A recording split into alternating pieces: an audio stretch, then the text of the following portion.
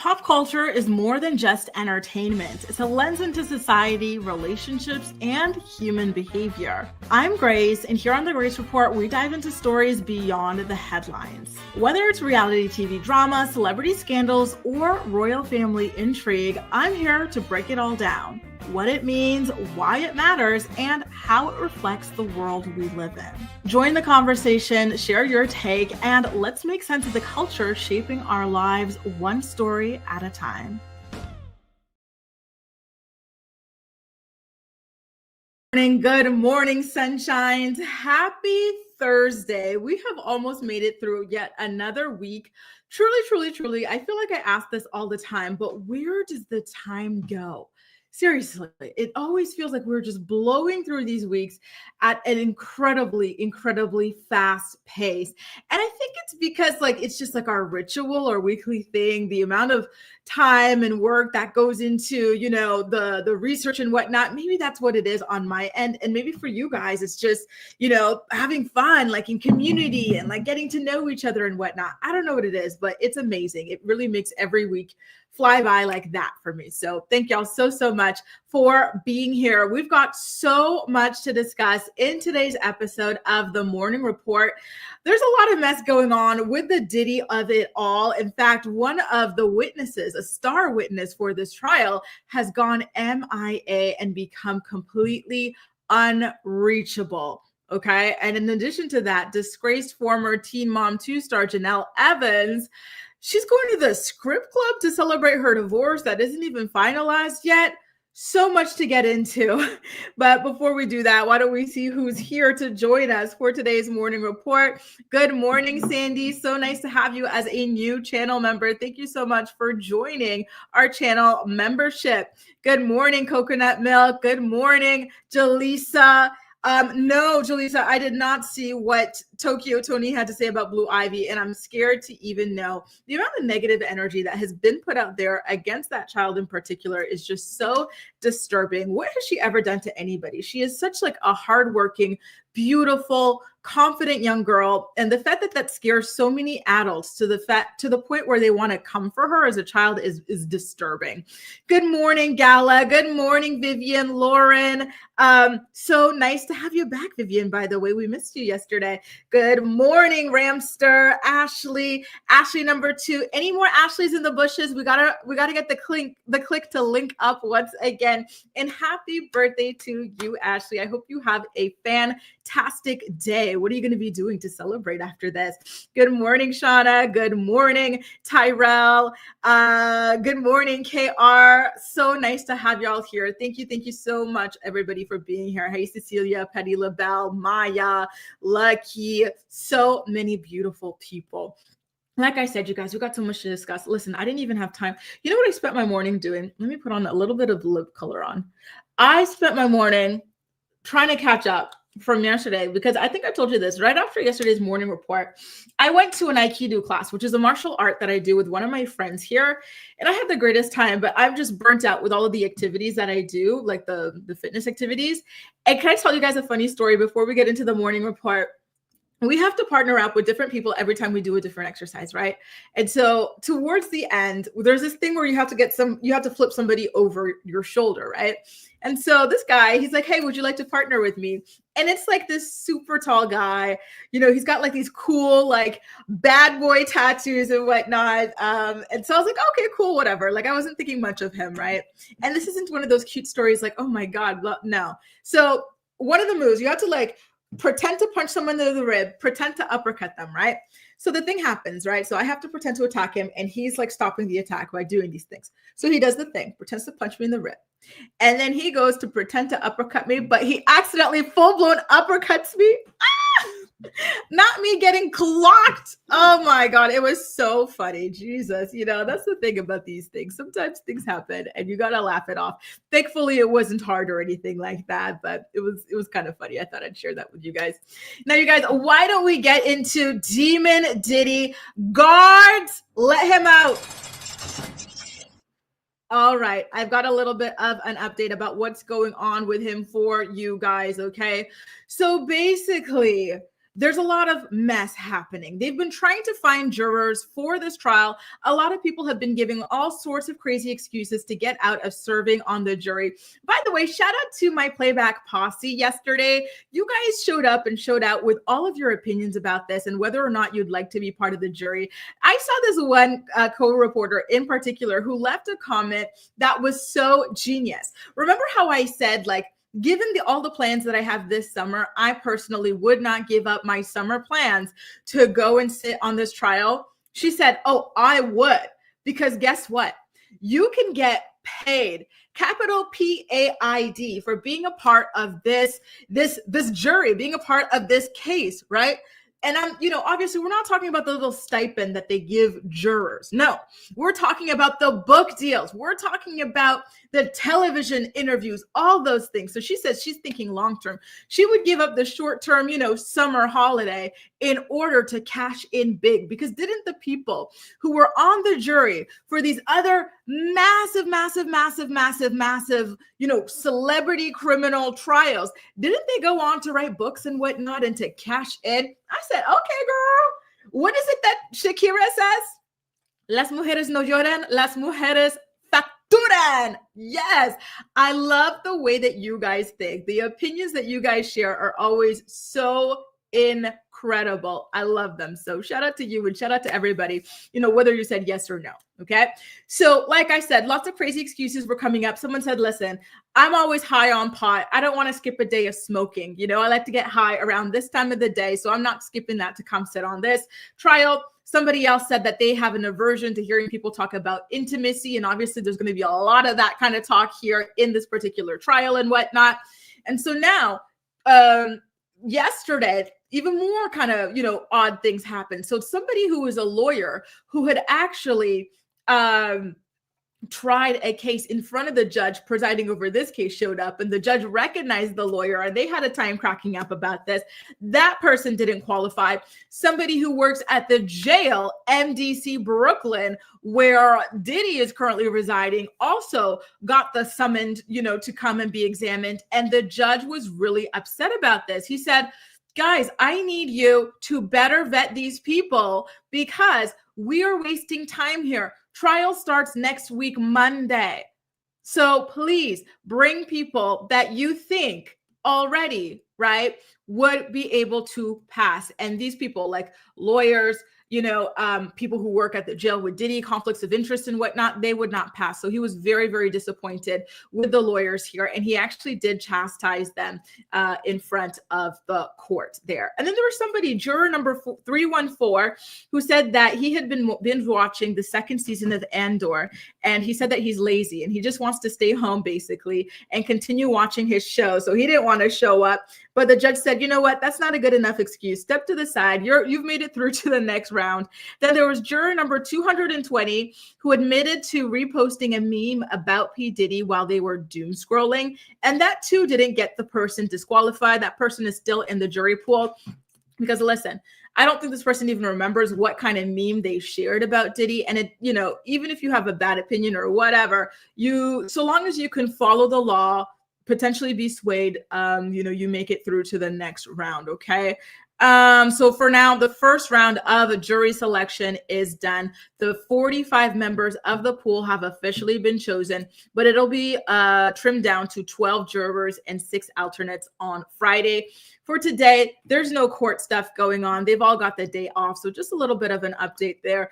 I do have some more Diddy news for you guys, but I'll spare you for the time being. We'll get back into him a little bit later on. Okay, you guys. And the other story I wanted to tell you guys was about victim number 3 who suddenly went MIA. And I've got a lot to say about that, but I accidentally skipped ahead. I wasn't even supposed to start with a Diddy story. In fact, I was supposed to start with a story about Miley Cyrus. Guys, there are 2 families right now that are beefing really hard, right? Outside of the royal family, of course, right? That is the Cyrus family and that is the Beckham family. I've been trying to stay on top of what people have been saying about, for example, the Beckham family, but I'm not all that interested in the Beckham family drama, to be honest with you, because I love Miley so much and because I lived for Hannah Montana back in the day. I'm more interested in this particular tea, okay? And the weirdness of it all. For example, her mother, Tish, getting married to her young daughter's former F buddy. To me personally, if I were a woman of Tish's age, I'd be disturbed that a man in my age group was running around sleeping with, my daughter, right? Like my 20, 21-year-old daughter. That's weird. And then even just in general, like, ew, you've seen my daughter naked. You've been sleeping with my daughter. You've been like, let me get my turn. Weird, right? Then, of course, Billy Ray running off and marrying this random aspiring singer, then getting divorced within like a year or less. Lots of mess going on, right? So for a long while there, Billy Ray Cyrus and Miley Cyrus were estranged. And now it looks as though they have decided to kind of mend the fences. And Billy is extremely excited about this. In fact, he took to his Twitter, shared an old throwback video of Miley on the piano while he was playing the guitar. And then he captioned it, "Can't wait to see this young lady. Crazy how time flies." And then boom, guess what happens? Miley's mom said, "Oh, are you friends with him? Yes or no? Are you friends with him? Oh, you are? Get out of my life. Get out of my life. You and your veneers, get out of my life." So she unfollowed her daughter over this because her daughter was going to be reconnecting with her father. I'm starting to think that Tish is the problem. Listen, I'm not saying that Billy Ray is not the problem. However, I always thought that Tish was rather innocent, but I'm starting to think that my girl is a problem because the idea of unfollowing your daughter and punishing her for the crime of hanging out with her father is just crazy. Whatever you've got going on with her father is one thing, but I do think that your daughter should have the right to maintain a relationship with her father. Jaleesa says, yeah, let's chat about the Beckhams as well. Oh my God. Okay, fine. I'll have to go down the rabbit hole on that. All I know is that the brothers both dated one girl, and then Nicola is not happy about that. So she's like, okay, well, the one I'm with now, the one I'm married to, we're not going to family functions if that girl's there. Mess. And now apparently the Beckhams are briefing the press against her and just, lots of mess. Mariah says, hey, Mariah, we'll never live down not going to the Bangers tour. I was 13, but still. Mariah, you are young. Oh my God. Wow. A young tenderoni, a cutie. Wow. The Bangers tour area. You were 13. How old was I when the bang? Now I feel old because I'm like 1 year younger than Miley Cyrus. Yes, honestly, I would, by the way, speaking of Miley Cyrus and concerts, I haven't been to a Miley Cyrus concert either yet. However, I don't know if you guys saw that red carpet interview at the Met Gala, but Miley very strongly hinted. So shout out to my co-reporter who's going to be here in Paris for the Beyonce tour, because Miley basically said she wants to perform Most Wanted with Beyonce in Paris. So listen, I don't know if you can get over here for that, or maybe she's going to do a pop-up somewhere else, if you go to the Beyonce concert, but that's going to be my opportunity to finally get to see Miley Cyrus in concert as well. Vivian says, these families are wealthy. What the hell can there be to fight about, right? Didn't it come out they never had a relationship? But I could be wrong. Honest, Lord have mercy. Sorry, you guys. Who is this? It's my sister, and my sister is a stage 5 clinger, and I mean that in the nicest way possible. I have to reject the call. Tadisha says, I didn't expect Miley's family to be this dysfunctional. Every family has their issues, but I thought everything was okay with them. And I was quite surprised as well, right? Like, they always kept a really, really strong facade going on while Hannah Montana was there, and then Miley was going through her finding herself era, right? I Can't Be Tamed. And then like Mariah said, bangers and whatnot, like the family always seemed really, really strong and solid. So it is crazy that over the last 2 years or something like that, the veneer, pun intended, completely cracked. And here they are acting a plum fool in front of the world. And I'm with you, Lucky. I do think that the parents are crazy. They both seem like a damn mess. Bunny says, I like Miley too. She's a good singer, but I can't keep up with her personal life. Something is whack every 24 hours. And I hear you. That's the thing that I've been learning these days, is to just really focus on the art of the people, right? Like the art that they produce, because, they're like anybody else, flawed, problematic, whatever you want to call it, annoying even. And so I have found that like knowing too much about certain musicians and whatnot that I like, it has kind of tainted the music for me. And so, on the one hand, I do have to keep up with people, right? So I could talk to you guys on my channel, on the morning report and whatnot. But on the other hand, damn, sometimes it is a little bit too much. Yeah, they're brothers, and like the girl, she dated both of them or something like that. So I guess they all thought it was going to turn out like the Jacksons or whatnot, because weren't the Jacksons all married to the same chick or like some mess like that, right? But nope, they said nope, absolutely not. But I think it's Nicola who cares more so than the other chick or the other brother and whatnot. Oh, Mariah, 25, so cute. I loved my 25th year. That's a really, really good year. And I love that number as well. Hey, Monica, good morning. Minnie says, I went to, how does it feel to live my dream? What? I didn't even know they were doing tours like that combined. That is absolutely incredible. I am so jealous. I was a Cheetah Girl stan. I knew every word to every song. I knew the choreography. I was doing everything, y'all. Oh my God. That reminds me, I'm going to tell my friend Julie when we go to Barcelona, we have to do the Amigas Cheetahs down the steps of La Sagrada Familia in Barcelona when we go there next month. You guys, listen, I have to call my guards out. Guards, we have another one we got to talk about. Bring him out. And this time, it's a good one, right? Because Luigi Mangione, we like him, right? I think overall.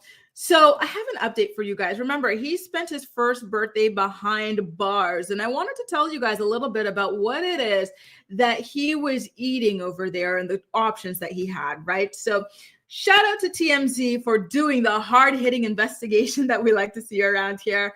Luigi had a choice of fruit, cereal, breakfast cake, sugar substitute packets, and skim milk, you guys, for breakfast, right? By the way, the breakfast cake is not like a birthday cake or anything like that, but it's just like a brand of something else. And then for lunch, he actually got to enjoy some pasta with meat sauce and chickpea marinara. He also had some spinach, good for iron and whatnot, keep those muscles up. He had whole wheat bread, rich in omega-3, love to see it, fruit, and a drink. The drink has not been specified as of now. And then on top of that, for dinner, listen, y'all, these people are eating, they're eating a lot, actually. I don't know if I guess this is because it's his birthday. So he gets a couple of extra, something there. But overall, they're eating a lot. And this sounds like, real solid, like whole foods, right? So for dinner, he got a chicken patty sandwich, a choice between that or a chickpea burger. I imagine he probably went for the chicken patty sandwich. That sounds a lot better. Steamed rice, pinto beans, lettuce, mayo, and a hamburger bun and a drink as well. So that sounds pretty good. Good for him. Remember, there was this big GoFundMe or whatever that was launched in order to try and raise him about $1 million towards his defense. Acacia says that's copay, babe. Oh my God. Yes, indeed. So, so there was this big GoFundMe launch in order to raise like $1 million for his defense. I don't think they hit the $1 million, but they were actually really close. They made it to about $800,000 or $900,000 so far. And I think people still are continuing to donate towards that. East Awesome says Luigi needs to take the milk every damn time. I love the way we thirst over this, man. Bunny says Luigi's family owns nursing homes. Do they? It's really incredible with all that he had, right? Like, it sounds like he came from a rich family, which means that, the same issues that like non-rich people have with paying medical bills and whatnot are not issues that he had, yet he still, wanted to send a message about that. Did he go about it in the best way? No, right? Allegedly anyway, but it got people talking, right? And hopefully it leads to change as well. Tyrell says our politicians are allowed to use rugs too, it seems. Our mayor oh my God, Rob Ford feels like a fever dream. The way that guy used to just show up hot. I think we saw him smoking crack and then he on video, and then he used to do this like fake Jamaican accent and whatnot. Like he was like our mess before y'all had your mess. East Awesome says, Grace, I checked the prison food because of you. The food is mostly grain-based crap. So I guess at this time, like, they let him have some pretty good food because it was his birthday, right? And I agree that there's no excuse, but I'm not sure about keeping him locked up. What, Marta? He wasn't there. He was with me. Like, he came here on some kind of an exchange or whatnot, a language exchange. And he was here. He was staying in my apartment, actually. I don't know why they decided to frame him. Betty LaBelle says, free this man. K-Car says, Luigi's the only man in America with any balls to actually stand up and do something. So Mariah also says that he's beautiful, truly like majestic. Honestly, even just like how photogenic this man is absolutely incredible. Now, you guys, what else did we want to talk about? Oh, we had another, I told you guys there was another Diddy update that I wanted to get to. And then I think, oh my God, the Janelle story. Hang on, give me a second. I was like, I think I'm missing something. I wanted to talk to you guys about Janelle Evans as well, and her going to the SKRIP Club in order to celebrate her divorce. So I'm just going to take a little picture here of her flyer. In fact, I gotta tell you guys, I'm so surprised that there are still brands out there that deal with her, right? Because it feels like social suicide for them, because so many people are against Janelle with good reason, right? For all that she's done to, her children, to animals, and just in general, right? And yet somehow, some way, there are still brands every once in a blue moon out there that'll go and decide to partner up with her. It's sending a terrible message about what it is that they stand for and what it is that they condone and whatnot, right? And so anyway, we're going to get into that. Give me a second to upload the photo and then we'll get into Janelle afterwards. Okay, you guys? Now, listen, my guards, they're very busy today. Listen, all the jail cells are already open, so we're not going to be doing the sound effect yet. And we also have to wait for that picture of Janelle to show up, so I can't put it up just now. But now, in terms of the missing witness for Diddy's trial, let's get into that.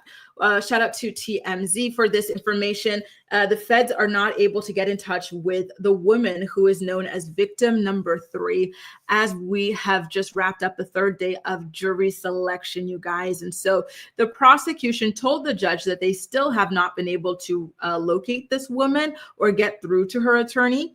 And now it's becoming very worrisome because, again, guys, they are going to be starting this trial and whatnot on Monday. And so obviously they need to make sure that all of their witnesses are present and that all of their witnesses are ready to take the stand. Listen, something about this seems extremely insidious and scary because we already know that Diddy has threatened witnesses in the past and potential witnesses in the past. In fact, he was caught harassing that other lady from Dirty Money, not Don Richard, but the other one. Like, he was like calling her, like harassing her. He called her like 200 times, other potential witnesses as well. So it seems like maybe some of his goons got through to witness number 3 here, you guys. So victim number 3 does not live near New York City.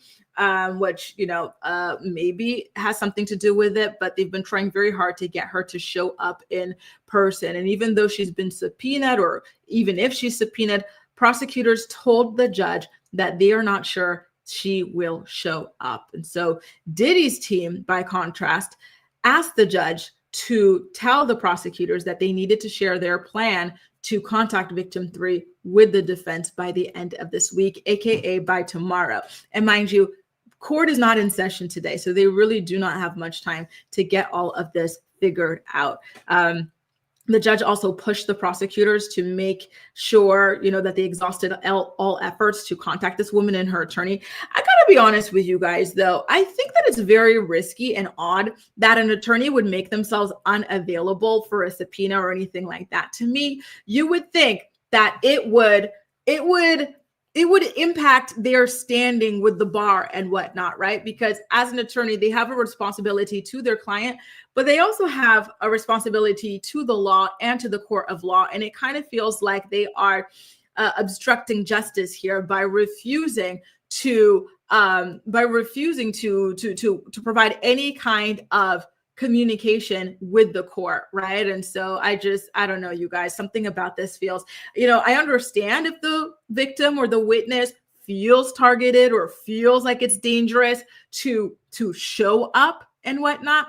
but at the same time, like the law is the law, and this is what it is, right? So I'm crossing my fingers that she's going to be able to show up eventually, but I'm nervous that that is not going to be the case.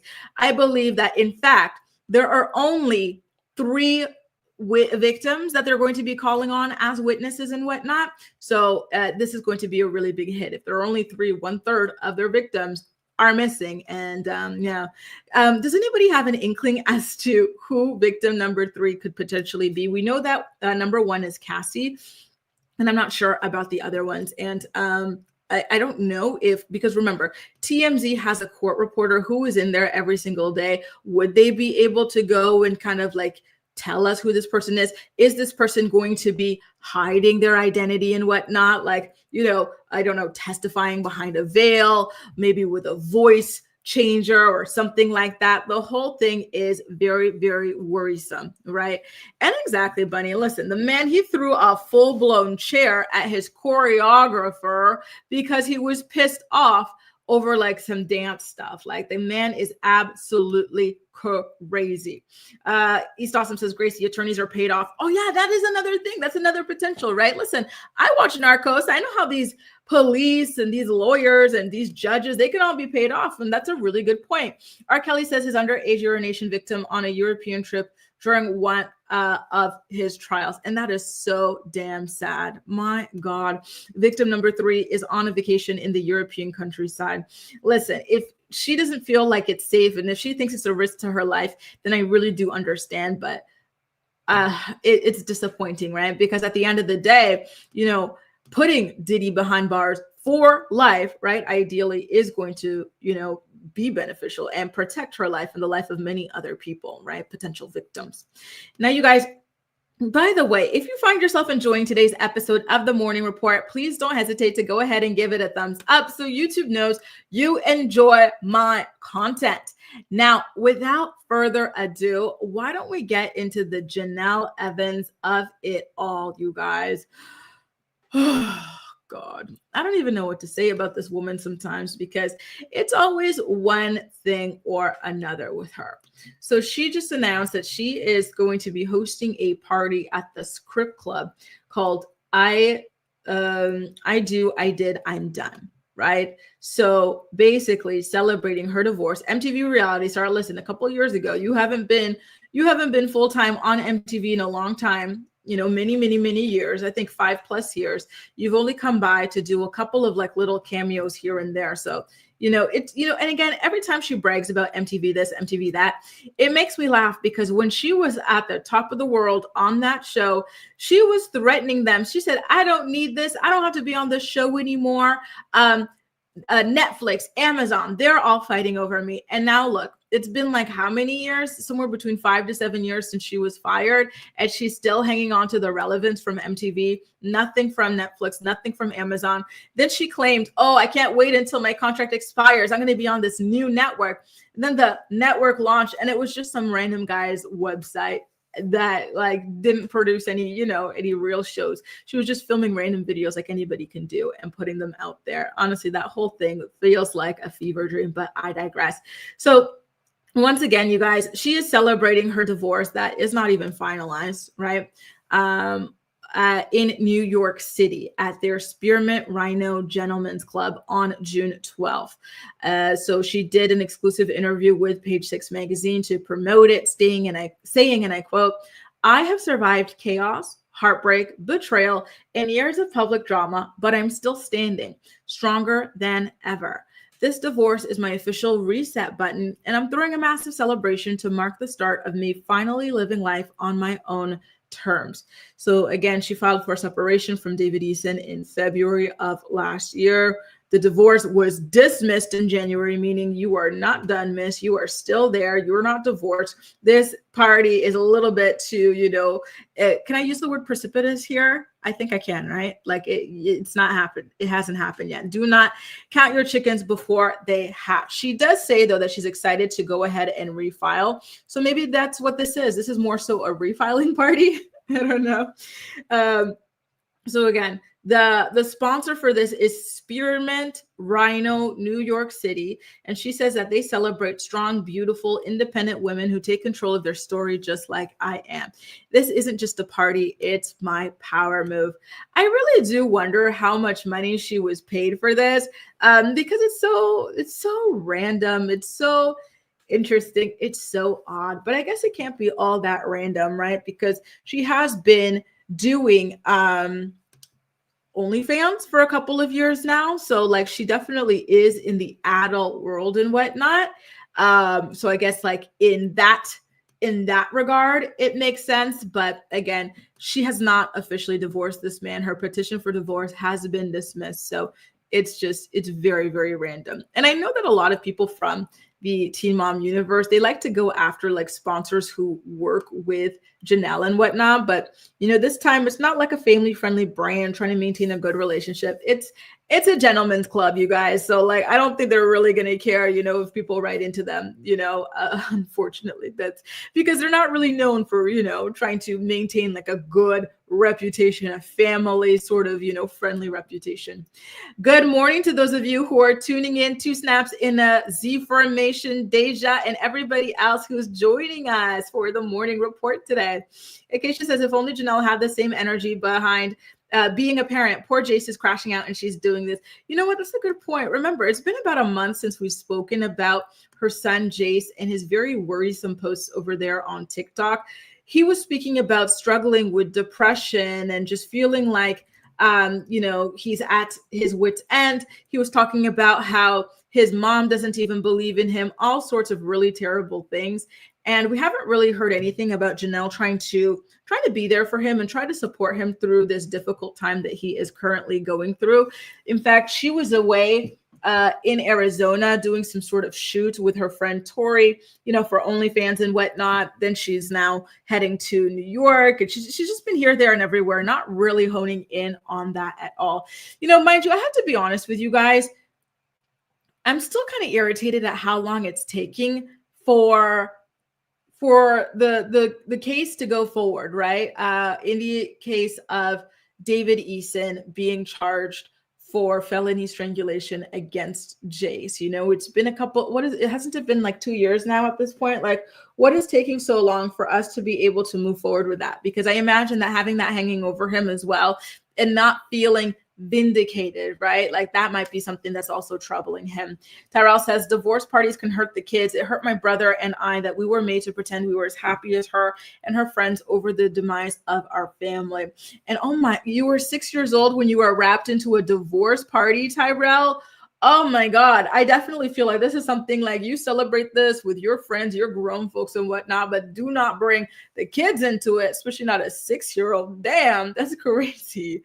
Jeez, I'm so sorry to hear that. Honestly, some of the stories I hear sometimes, like, what? Like, they make me do double takes sometimes. Spearmint Rhino is a legit SKRIP club. It sounds like you've been there. What's it like? I've never been to one, you guys. I wouldn't even know where to. I think maybe you would find one here in Pigalle or something like that. We have one in Ottawa. Shout out to Misha if she's watching, because she's my Ottawa co-reporter. We have one in Ottawa. It's called Fairfax, but I've never been able to go there. I don't know. How do you you know what I mean? Like, how do you I don't know. Like, do you just wake up one day and say you want to go there? Or do you just end up there after a bunch of, drinking or something? Like, I don't know. I don't know. It's also fascinating to me.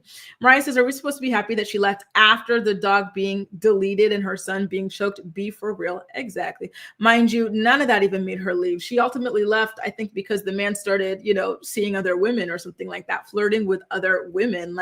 It's not about, the man being an evil person or anything like that. It's about, oh, damn, this man's about to play in my face. Please.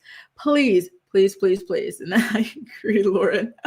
I roll my eyes too. My God. New OnlyFans content for her. You know what? Maybe she's gonna do one of those group scenes in the SKRIP club or something like that. I wonder how much they're paying her for this appearance, right?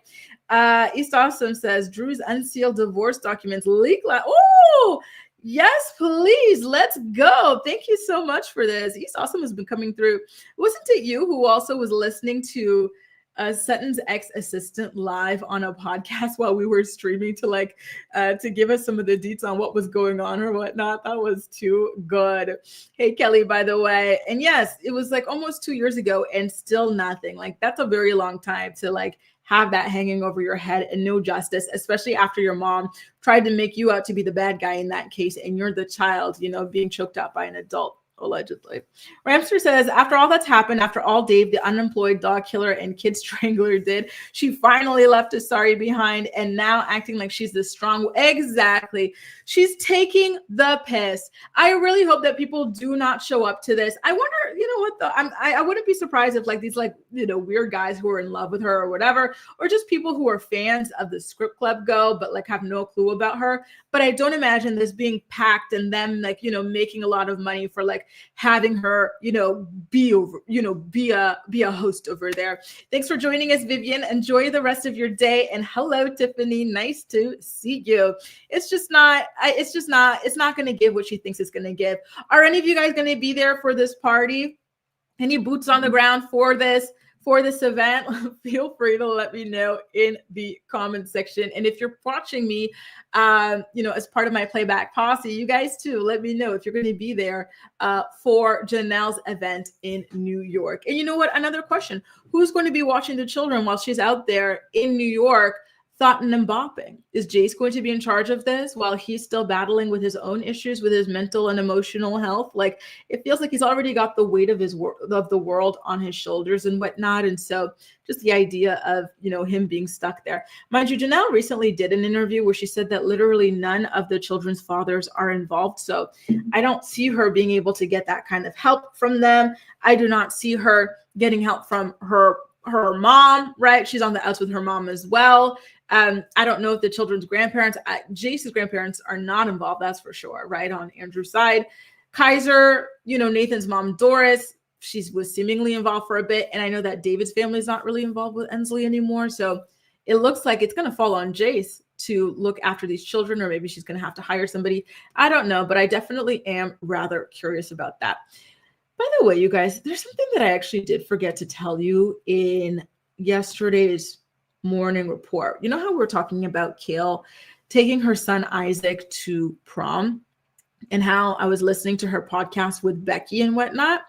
Well, here was something. Let me go back and pull up my notes from Wednesday's morning report. It was bugging me. I was like, oh my God, I had the note right here and I completely forgot to tell them. Here it is. So you know how she's got that On and Off Again Frenemy podcast with Becky? So in that episode, she says that all of her relationships have been toxic and that she has always had knots in her stomach before coming home or seeing her significant others because she never knew what she would be coming home to. And she made sure to go back and emphasize that she said that this was the case in all of her relationships, right? And we know that, things are not good with Elijah. Elijah was caught cheating on her on a cruise that she paid for, right? With a woman who posted the videos online. It was a big public humiliation for Kale. Then she's been going back and forth trying to troll us about whether or not she's back together with this guy. And it seems like, whatever reconciliation they had was short-lived because she's back to throwing shade. And now she's claiming that this man, was toxic. The relationship was toxic and she hated coming back home to him as well because she never knew what she would be coming back home to. The difference between what people say when they're in relationships versus like when they're dealing with breakups is kind of like wild, right? I'm not saying she's lying, right? But I'm just saying that, it's kind of wild, like how much, and I think this applies to all of us at one point or another in our lives, myself certainly. But, when you're in this relationship and you really enjoy this person's company and you love this person or whatever, you're always going to play up all the good things, all the positives and whatnot, right? Like, there are red flags, there are things that are not great. However, like you really like this guy, right? And you're happy. So you're just going to talk about all the good things, right? But then when the relationship goes south, then it's like, okay, well, now my eyes are open to all the bad things. So I'm going to, you know what I mean? So to be honest with you, based off of the way that she was speaking about him for all these years, I am really shocked, first of all, by the man cheating. Second of all, by the information that she is now slowly trickling out to us, right? So I don't know. Very, very interesting. Let me see what some of you guys had to say. Hey, Miss Christina, we go live every single weekday morning at 10 a.m. Eastern Standard Time here on the channel. Cami says, I'm always sleeping. Oh, Cami, I'm just waking up and tuning in. That's okay, girl. We're still here. Nice to have you. Did you get to watch the Bravo's Love Hotel? Because that's what we're going to talk about after these stories, okay? Bunny says, Janelle is the type of chick who runs from the monster and picks up Dracula. I've never heard this expression, and it is too damn funny. Yes, I agree. It's always going to be somebody who's bad, but in different ways with her, right? So, wow. And thank you so much, Tyrell. By the way, Tyrell sent me this email to show me a picture of a ring that she had, because in one of the last episodes of Teen Mom Next Chapter, Ryan proposes to Amanda with this like kind of tire blah blah blah truck thing, and so she actually had one of those, and it was so cute. Rancher says it would be awesome if Jenelle has to cancel the whole party because no one is interested. Listen, I wouldn't be surprised, and I wouldn't feel bad for her either. Because come on now, come on. Oh, Lord. East Awesome had some tea that to share about the Drew Sidora divorce being leaked, all the documents, right? Remember, on episode 2 of this season of RHOA, she really wanted to keep this stuff sealed. So she said that there were serious allegations from her estranged husband, Ralph. According to court filings, Ralph accuses Drew of illegally dissolving their joint LLC without consent. He claimed that he was entitled to 40% of all income from the Drew Sidora LLC and that she withheld those earnings. And he also alleges that Drew committed unemployment fraud by collecting $4,000 in benefits while actively filming movies. His attorney lists all the to-be movies and their dates. So now I see why she's scared to have that information now. Like, this is incriminating information, right? Committing fraud like that against the government, the feds, not good at all. Yikes. Scary stuff. Honestly, I'm surprised he'd put that out there because, yeah, you're going through an ugly divorce, but you share children with her, and you shouldn't want for your significant other to be jailed, in my opinion anyway, right? Acacia says, I did see the clip. She's known the kind of man he is. She stays because he is the primary parent. So you saw it. Yes. And I think that that's the case as well, right? Like, he really, Elijah, is heavily involved with the children that they have together. This allows Kale to be, as present as ever with her oldest children, right? And so she's always talked about how she never really had a partner who was as involved as Elijah. And you need somebody like Elijah when you're dealing with 7 children by 4, potentially 5 different men. Right. And it's sad. And that's why I thought that she wanted to reconcile with him. But I really think that this time it's over because now she's trashing him again. Hey, Jessica, what a bright smile. So nice to see you. Bunny says Drew thought she was getting home since it was under her LLC, the home. Ralph, the law wizard. Now, oh, really? Oh, damn. That is crazy. I didn't know this man was so savvy. Damn. I'm hurt for Drew. Damn. Good morning, AMR. Nice to see you. East Awesome says, lastly, Drew reportedly took out a loan against their shared marital home and later defaulted on it. Damn, these all violate court's restraining order on finances. Drew's ignoring the judge's order. So Drew truly is a liar then. I know she has a reputation of like lying about little things here and there on the show, but like allegedly committing fraud and whatnot, right? And like trying to like do these backwards loans and what? Oh, girl, that's scary stuff. I wouldn't be surprised if Drew eventually got arrested or something like that. Like, that's some scary stuff that she's allegedly getting involved in behind the scenes there.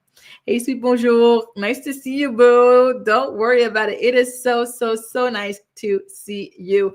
Hopefully you watched Bravo's Love Hotel episode 2 because we're about to get into that as well. I didn't know that Mackenzie posted it too. I have to go back and see. Oh my goodness. And Ramster says, not trying to make this about me, but I see red flags before they're even in sight. It ruins a relationship from the start. It always ends with, yes, you are so good. And I feel like, it can be a double-edged sword, right? Sometimes you see them, then you go, am I not giving this person a chance? Am I just like, jumping to conclusions because I'm, trying to protect myself or this or that? But it's always turns out that you were right from the very beginning. So do not let go of that. East Awesome says, bonus fact, Drew borrowed $150K from Ralph. It appears to be from his when he worked as a project manager for a what is this? Connecticut based companies with clients like Pfizer and Honeywell. Oh, damn. Drew's not as innocent as she wants us to think then. Damn, damn, damn. Thank you so much for your on the ground reporting, East Awesome. You are so amazing. Thank you. I'm shook. I knew that Drew was a little problematic, but I did not know that it was that damn bad. Yikes. You guys, why don't we get into Bravo's Love Hotel? I keep trying to tell anybody who will listen that this show is so damn good. Hey, by the way, this is a new show from Bravo, right? But by the way, speaking of new shows from Bravo, they announced, and I forgot to get the graphic from this, but they announced a couple new shows to the network. They're going to be doing The Real Housewives of Rhode Island. I don't know. It depends on what the cast photo looks like in the cast trailer, if I'm going to be tuning into that. To be honest, no offense to Rhode Island people, right? I don't know that I find it to be that interesting of a place. To me, I wanted to see housewives from like Hawaii. I wanted to see housewives from New Orleans. I wanted to see housewives from not Louisiana, because it's already New York, like Alabama. Like I want to see how the rich in Alabama live, right? The rich in like, I don't know, Minnesota or Colorado. You know what I mean? Like from like these places that you don't really see too often, right? So I don't know. We'll see. And then there's one show that I am really, really, truly looking forward to. And it was the Real Housewives Wife Swap. I love Wife Swap. My family and I, we used to watch that all the time religiously. And so watching that Real Housewives style sounds really, really good. So I am looking forward to that. And I do believe that there were one to two other shows, but I do not remember what they were. My bad. Sorry, y'all. But that's what I'm looking forward to. The Housewives Wife Swap is going to be so damn good. Now, why don't we get into our recap for Bravo's Love Hotel? By the way, if you're enjoying today's episode of The Morning Report, please don't hesitate to go ahead and give it a thumbs up. Now, we are here with Giselle trying to get under Shannon's skin for the show, right? For the plot, by trying to, get a date with this guy that she had a crush on. And that's the guy you see on the screen here. His name is Ralph, and all the girls are fiending over him. He's tall, he's got a full head of hair, and he's really built. Like this is somebody who really cares about his health and fitness, and it shows. And so it was between Luann, Shannon, and Giselle, and he chose to go on a date with Giselle ultimately. And then there was a double date situation where the girls got to go on dates with two guys at the same time. And this is where we find out that this guy, right, Phil, didn't I tell you guys that he reminds me of Dwight from The Real Housewives of Atlanta? The girls aren't really attracted to him. And I think it's for this reason. He has this kind of like, he seems like a nice guy, a respectable guy and everything like that. However, like I said, there's a kind of like feminine almost energy to him, like a feminine elegance to him, right? And I think that it's kind of repelling the ladies a little bit. But Giselle does go on a date with him nonetheless. And this is where we discover that this man is rich, rich. First of all, when he was sitting there on the beach with Giselle, he was wearing a big like AP watch, right? And if you're in the watch world, you know how expensive those watches can be. They're in the six figures, right? And I believe the necklace he's wearing in this confessional, correct me if I'm wrong, but it looks like it could be, let me zoom in on this. I thought it was like a David Yurman or something like that. Or hang on, let me take a closer look. Like, he's got a lot of this. Yeah, it's giving like David Yurman or even something, I don't know, Bulgari, something like it's giving rich, right? And so he starts talking about his homes. He's got a home in Arizona. He's got a home in Bel Air. He's got a house manager. Like you're hearing like subtle signs of extreme wealth there. And so obviously that starts to pique Giselle's interest because she loves a man with money. Right. And then Giselle has Ashley gets her double date with these two guys. Right. And the guy on the left there, he was obsessed, like truly obsessed with Luann. It was kind of cute even.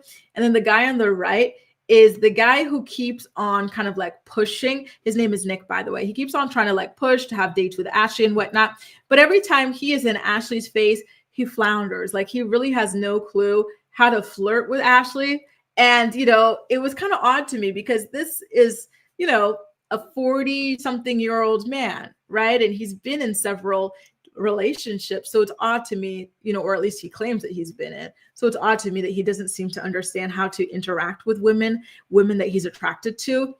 And I got to be honest, like I told you guys, I think that Phil has this kind of like feminine elegance to him. I think that this guy too, like, I think that there's something here that is not really clicking. Either he's lying about being attracted to Ashley, or maybe he's lying to himself about something else, because there's a point where, like, she's even trying to teach him, like, you could put your hand on my shoulder sometimes. You could put your hand on my waist. Like, this is how you flirt with a woman. You can ask me to grab a drink with you. Like, she's teaching a 40-something-year-old man how to flirt with her. And then like he tries to put his hand like on her hand, like to like, caress her. And he's like this. He's not shaking because he's nervous. He just looks uncomfortable. Like he's never, done this to a woman before. It was very odd. Bree, yes, that's exactly what it was. The Shaws of Sunset spinoff. That one I'm looking forward to. I don't know why they call it a spinoff if it's going to star pretty much everybody from Shaws of Sunset, but I digress. I will say though, I am ecstatic that wife beater Mike is not going to be involved in this, especially after we saw the video of him going at it with his ex-fiance Paulina. Thank God he is not going to be on it, right? Oh my God, that guy was a nightmare. Then there was a moment where Ashley asked her date, both of the guys there with her, Nick and the other guy, if they've ever dated Black women. And the way that they both panicked was crazy. Nick had been living in West Africa as some kind of like a diamond miner, which to me, red flag, problematic AF. We all know the diamond industry, right? And the way that, people suffer, even children suffer digging these little diamonds and whatnot. So that was a red flag to me. And so he'd been living in West Africa for a couple of years, and he'd never actually even dated a Black woman, which, very interesting, side-eye worthy, in my opinion, right? And then the other guy next to her, he claimed that he had, and that the woman's name was Angel. To me, it felt like a made-up story, especially after the way that he panicked. I think he probably thought that he would get canceled if he'd never dated a Black woman before, which no, that wouldn't happen, right? Like, whatever, like nobody really cares like that. But it was rather funny. And then meanwhile, with her dates, Giselle asked the same question, and then Phil, what his response was? I found his response to be very, very like side-eye worthy as well. He goes, wait, first of all, I'm going to be Giselle. Have you ever dated a Black woman? This is Phil. I am a Black man. She's like, okay, but that's not the question. Have you ever dated a Black woman? Because sometimes, some Black men haven't or don't date Black women, right? And then Phil says, I don't know those kinds of Black men. So he has never explicitly said that he has dated Black women before. So to me, I'm like, what are you hiding? I don't like when people do not directly ask the question that is being asked of them, right? Like, and then instead they go here, there, everywhere, just like, kind of obfuscating the point of discussion, right? And distracting you. Not really a fan of that at all, right? So to me, I started to look at him a little bit funny there, because to me, here's my thing. If you haven't, that's fine. Just be honest about it. Like, you're not going to get in trouble. It's okay, right? So just the way that like 3 people, in my opinion, now felt the need to lie, or sorry, 2 people felt the need to lie here. Very, very odd. East Awesome says, and let me put up a picture of Nick so that people can remember who he is.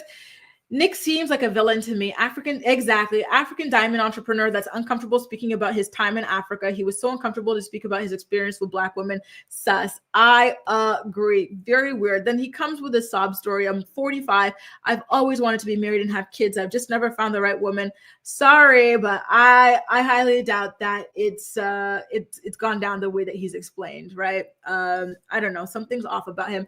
I think maybe he's just looking for camera time, to be honest with you guys. Something doesn't feel authentic here. Hey, Zendile, nice to see you. And thanks for being here for the playback posse. Oh my goodness gracious. Work can be like that sometimes. The sheer exhaustion that you feel after a day of work. Don't worry. I get it. Rest up, and we'll catch you in the playback booth. Thanks so much for popping by. So there was this moment, by the way, where Nick had to, or wanted to, or I think Ashley had to tell him, hey, listen, I'm going to my place. Do you want to walk me? She has to like literally tell him how to flirt with her as a woman, right? And so he's like, oh, I'll walk you to your room, right? And so this actually was one of my favorite moments of the episode, if not my favorite moment of the episode. Giselle hears Ashley talking to him, and Ashley's like coaching him, like, yeah, like, I think this is a big deal that I'm showing you where I live, where I lay my head, right? So Giselle comes out, trying to see if everything's okay. Then Shannon comes out, then Luann comes out. Like, it was the funniest thing. Everybody was having a freaking ball. Like, this show was so lighthearted and fun, you guys. If you're not watching it, I truly, truly recommend it to you. And I forgot to mention another lighthearted fun moment was when Luann kind of acted as a producer there by telling Wale, who has a really, really good connection with Ashley. She's like, hey, why don't you write her a note telling her that you miss her? Like, gone over there, give it to her during her date. So that's what you see him doing over here.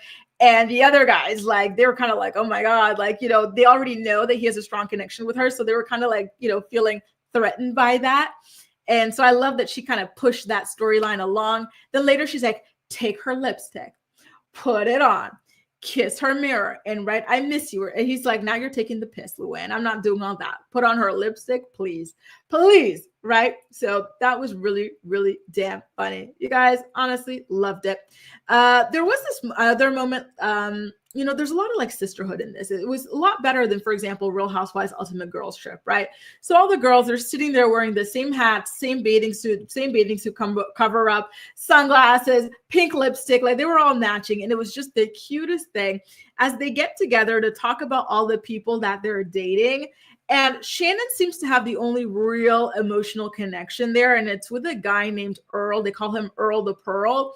And the other girls, they were just focused on like income, right? So I think that all the guys who come here, they've been pre-screened. Like their jobs are like investor, developer, crypto this. Like they, you know, I think one of them's a lawyer as well. Like they've been vetted as people, you know, who have money, right? But I guess for these people, Earl the Pearl doesn't have enough money, or maybe they're jealous of the emotional connection that Shannon has with him, because they seem to try to discourage her from continuing with him, even though they clearly have something. And then you have Giselle, who struggles to have like emotional depth and emotional connection, trying to talk Shannon particularly out of continuing with Earl. And then Luann said something that I found to be rather derogatory, which is when she said, hey, how do you, like, can you picture yourself living in like, what was it? A ranch or something like that. Like living on a ranch would be like the worst thing on the planet. First of all, ranches are pretty cool. They could be elegant. They could be chic. They could be whatever you want them to be, right? Shannon said that he lives in a town outside of Atlanta or something like that. And so they just kept on kind of going on in on him. And I kind of felt like it's because they were jealous that they didn't have real emotional connections. They're fighting, you know, to get with the guy that they want. But the guy that Shannon wants her, and like it's working out, right? And so I don't know. I felt like that was kind of weird and sad for Shannon, but I'm glad she stuck to her guns and stuck with him. And again, you guys know that Giselle doesn't really have emotional depth, right? And so when they asked her who she was feeling, she says that she was feeling for the time being Phil, because he's rich. And it's like, okay, like girl, but is there anything else, right? Because, okay, money, it's nice to have somebody who's financially stable, right? However, there's got to be something more to a connection that you have with the person other than that, because it makes it difficult to have like longevity in a relationship, right? Again, she has no emotional debt. So you guys, when you're taking advice from friends, you got to be really careful. Like, look at the types of friends you have, right? All of us are different. And just, you know, maybe think, hey, my friend who has no emotional debt, who, you know, whose dating life or marital life or whatever, I want nothing to do with. I would never want anything like that. Do not take advice from that type of friend. That's all I could think when Giselle was giving her advice. And when Luann, who got married and divorced within like 3 months to a playboy, was giving her advice as well based off of money. Look what their dating criteria, right, has done to their lives, right? Do you guys want to end up like that? If so, go ahead, take their advice. If not, don't. Right? Oh, Kelly says one of them which one? Is it the bald guy? The bald, like thick guy? Because he's kind of handsome and nice and whatnot, right? Oh my God, right? I have 35 and 3 people have asked me to propose. Nick is full of ish. Exactly. Listen, there are plenty of women who are beautiful, who are smart, who are accomplished, who are marriage material. So the idea that he could not find a single one at 45, no.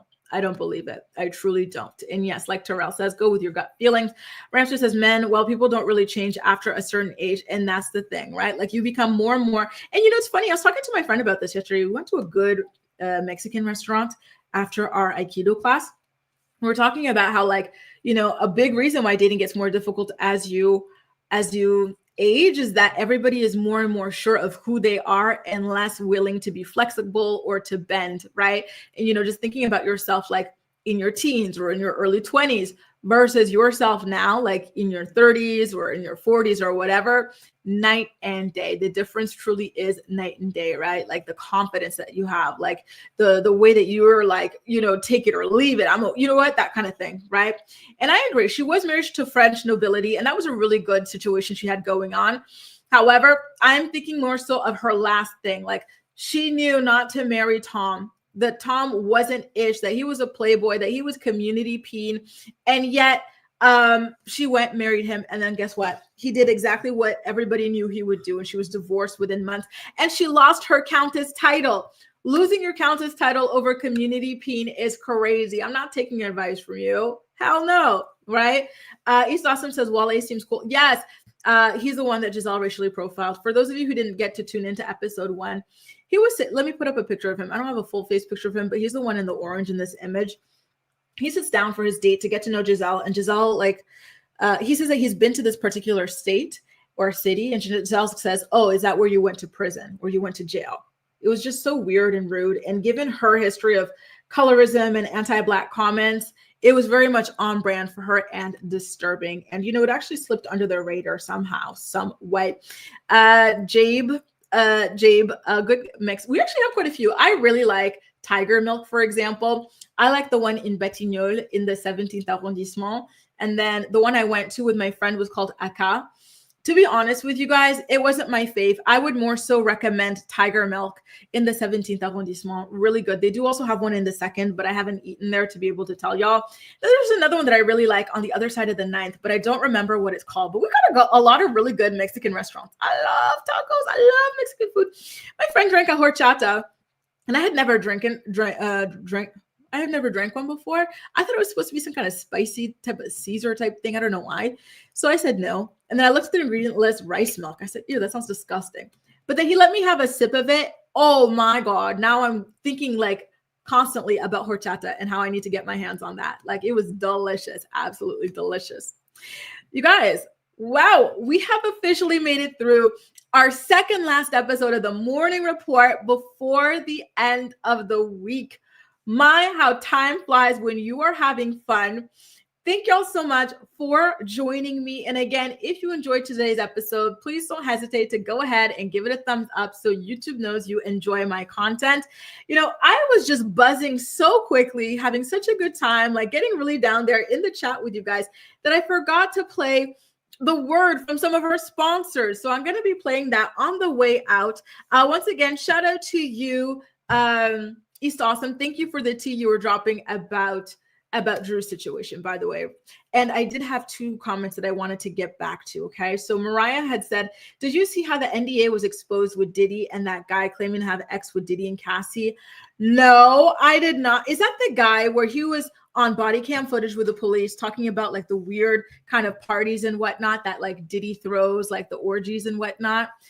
Bunny says, I think victim number 3 is the girl who refused to go to Diddy's party, so her boyfriend rugged her. And oh, Lord have mercy. Okay, if that is the girl, then I completely understand why she wants to stay under the radar, because she has been just traumatized on a level that hopefully we will never understand. That is just absolutely just appalling. Truly, truly, truly just stunning. Really. Ramster says these women don't have friends or friendships. They just have frenemies. And that's what it kind of feels like, right? But I do love the little good, feel-good moments we get of them. For example, all of the ladies matching beachside to kind of, chat and whatnot. I love their little outfits. And then when they decided to go ahead and kind of troll Nick by all popping out in the hallway, guys, again, I really, really like the show. It's even made Giselle and Ashley likable to me, even Shannon, right? And these are people that I do not generally consider to be likable. So that's how you know that I'm really feeling it, really, truly feeling it. And no problem, Jabe. Is it Jabe or Habe? No problem, no problem. And bye, Cammie. Thanks for tuning in. Stephanie says, I live in the next county over from the county JJ and D live in. In our Tri-County area, even a traffic ticket could be bragged on for years. It doesn't surprise me at all. Sad. Damn. East Austin says victim number 3 was betrayed twice. Her boyfriend needs to face charges too. And I completely agree. Shani says, I don't know why, but I kind of want to go to Janelle's event. Listen, if you go, please give us the rundown. We want to know, how full is it? Were people protesting, picketing? Give us all the juice. Anyway, you guys, I got to run. Once again, thank you so much for joining me for another morning report. If you enjoyed today's episode, please don't hesitate to go ahead and give it a thumbs up. And I'll see you again tomorrow at 10 a.m. Eastern Standard Time. Bye. The morning report is brought to you by Philo. Watch your favorite shows and movies from over 70 different channels, including MTV, TLC, WeTV, and more for only $28 a month. Get a free trial today by clicking the link in the description box of this video to get your free trial up and running. Are you looking for the perfect skincare products for women over 30? Look no further than Ruthia. Ruthia is a skincare brand born from love and made for parents. Their flagship product, the Resilience Cream, delivers clinically proven age prevention benefits such as average 14% wrinkle reduction after